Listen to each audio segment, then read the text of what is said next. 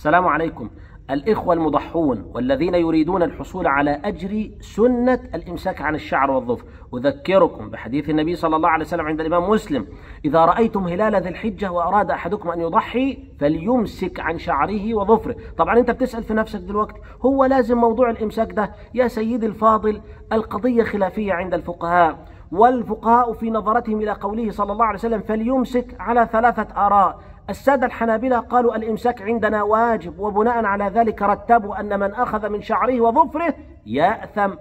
الجمهور يقول الإمساك مستحب، يعني تمسك تأخذ أجر، لا تمسك ليس عليك شيء. طبعا السادة الأحناف بيقولوا الإمساك مباح، تمسك أو لا تمسك ما عندكش مشكلة. على كل يا أخي، النبي طلب قال فليمسك عن شعره وظفره، فإذا كانت ظروفك تسمح ما عندكش مانع فالأفضل الإمساك أدبا مع أدب النبي صلى الله عليه وسلم.